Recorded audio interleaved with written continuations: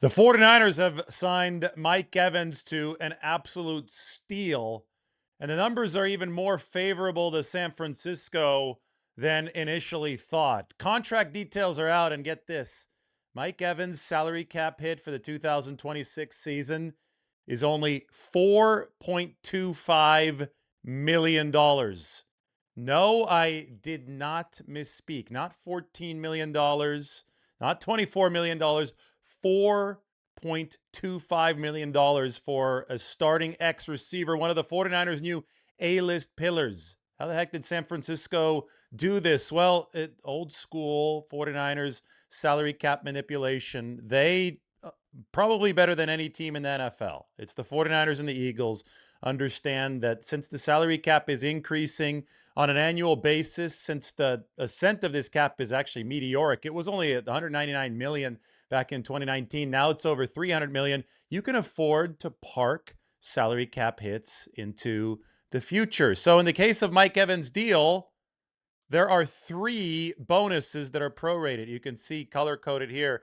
The prorated signing bonus in the dark blue, the first option bonus, which is not guaranteed, doesn't kick in until 2027 in the green, and the second option bonus in the yellow. The bonuses size 12 million, 12 million, and 11 million. Mike Evans gets this dark blue 12 million right away.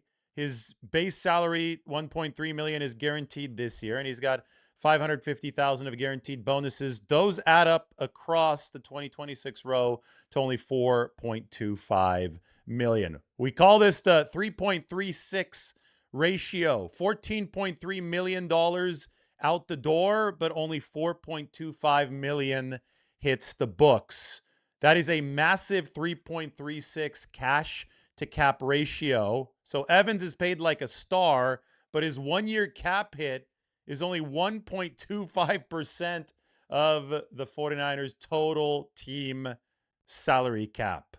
Just crazy. The 49ers with Brock Purdy's contract had done a quadruple bonus structure. So they had one more option bonus. That was a bigger deal. That one was a half decade long. This one, 3 years of team control for the 49ers. And the guaranteed parts of this contract are exclusively held to year 1. So we say the base salary and the first bonus. That second bonus and like the first option bonus, so the second total bonus and the second option bonus and the third total bonus in green and yellow do not kick in until 27 and 28 respectively. So the only portion of this contract that's guaranteed for Mike Evans is being paid out this season, and it comes out to that 14.3 million. Now an extra 2 million of this contract is injury guaranteed. The deal is even smaller than the one that the Seattle Seahawks gave to Cooper Kupp last year. Similar situations, great receivers,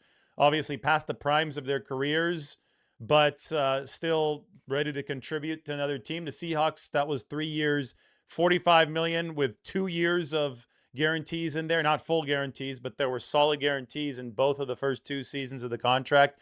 Here for Mike Evans, only 1 year of guarantees, smaller than the 17.5 million in fully guaranteed money to Cooper Kupp, smaller on the APY scale, and he's playing X receiver.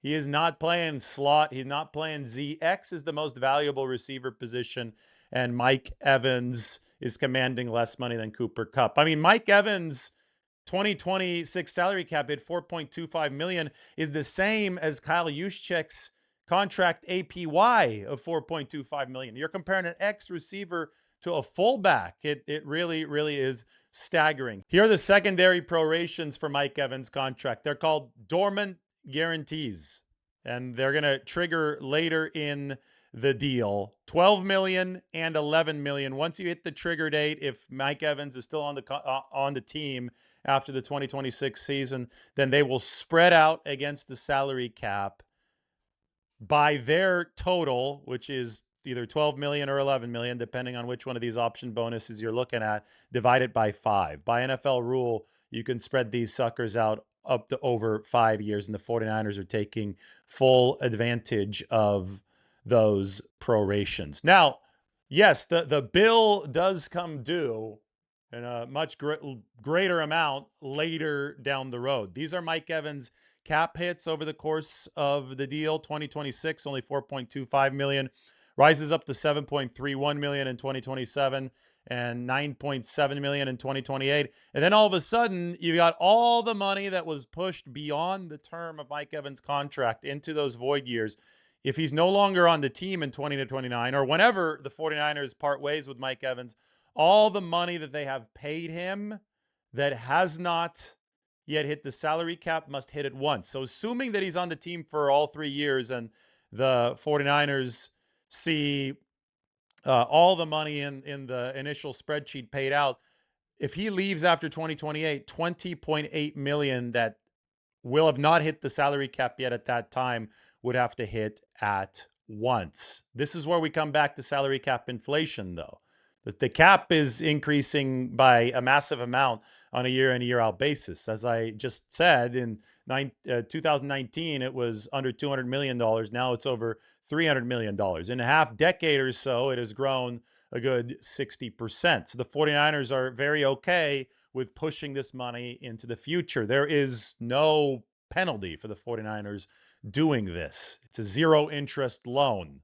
All they're doing is choosing to pay the money later on the salary cap, even though Mike Evans gets his money now, because the salary cap is going to be higher later. So it's going to be a smaller percentage of the salary cap to pay it then than it is to pay it now. It seems rather simple. More and more NFL teams are adopting this type of strategy. And hey, if Mike Evans is around for an even longer portion of time and the 49ers give him an extension, they can stave off some of this void year money even more. But this is how every single 49ers contract has been structured. So 3 years, $42.5 million, $14.3 million fully guaranteed at signing for Mike Evans.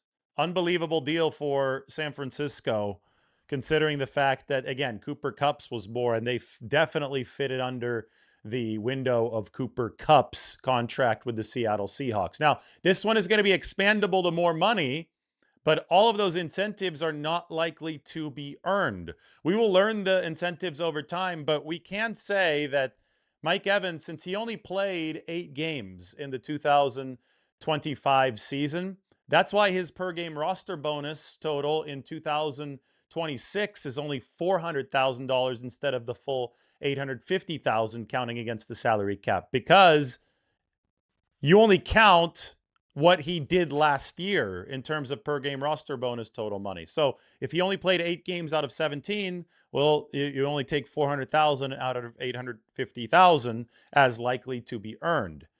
Mike Evans has a lot of other not likely to be earned contract incentives in this deal.